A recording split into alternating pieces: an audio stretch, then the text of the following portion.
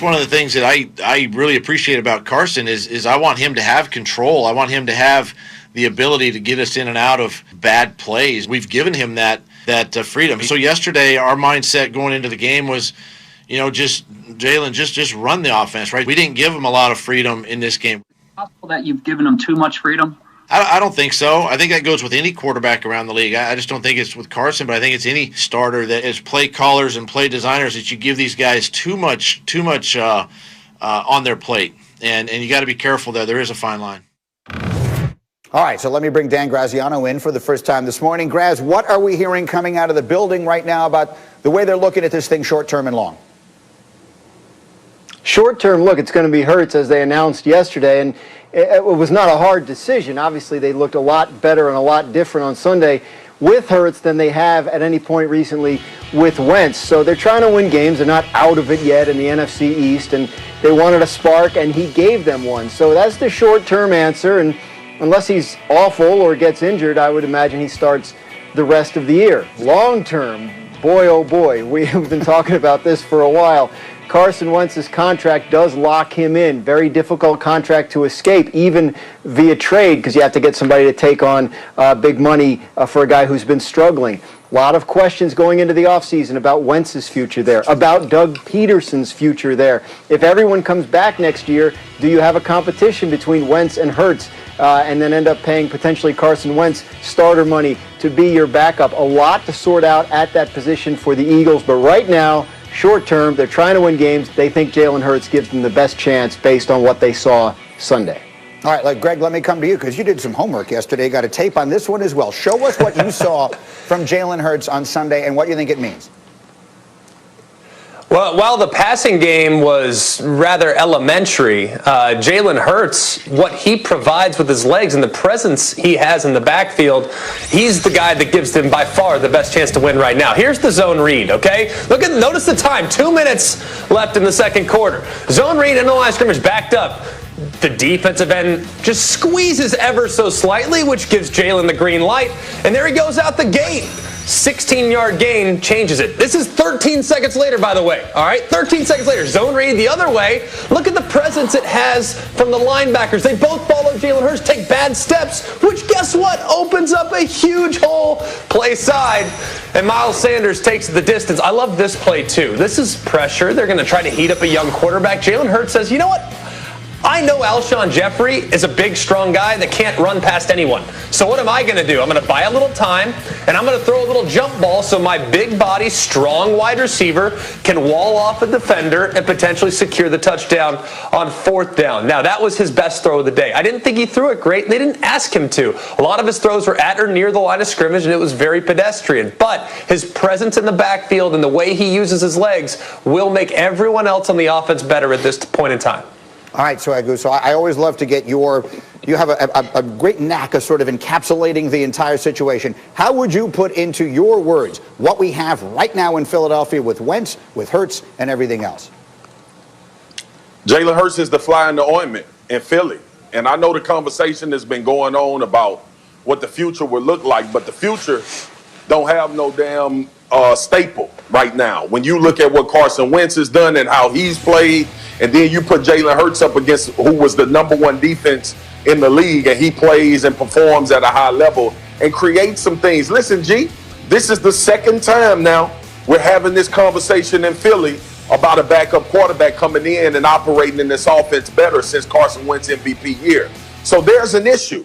And look, we can try to hide it, and we talk about the money, and that's justifiably so. We all know that when you have a player on your team that's making a crazy amount of money, the responsibility goes to seeing if he can play or recreate that. Everybody knows that. But I'm telling you right now, based on Jalen Hurts' history, the things that he's been through, the jobs that have been taken away from him, and the ability to bounce back, this is not going to be easy for Carson Wentz to just come back and immediately think he's going to be the starter once they get into the offseason. Jalen Hurts is literally planted in the conversation for being the Philadelphia Eagles starter moving forward. The fly in the ointment, G, and they did not plan on this happening. I hear you. And listen, that figures to be the most interesting team to follow through the rest of the season and into the meaty part of the offseason. Meanwhile, Graziano, let's run the hurry up. There's a lot of other notes we need to get to. And let's start in Washington. What is the latest with Alex Smith? Alex Smith injured his calf in Sunday's game. They're evaluating it. They've run tests on it. The key will be to see how much he can practice and how he moves around in practice. Obviously, his status for next weekend's game is in question until they see how the calf responds here in the next couple of days and how much he can do in practice. We're going to sound like a broken record here on these quarterback injury issues. Matthew Stafford of the Lions suffered an injury to his rib cage area on Sunday.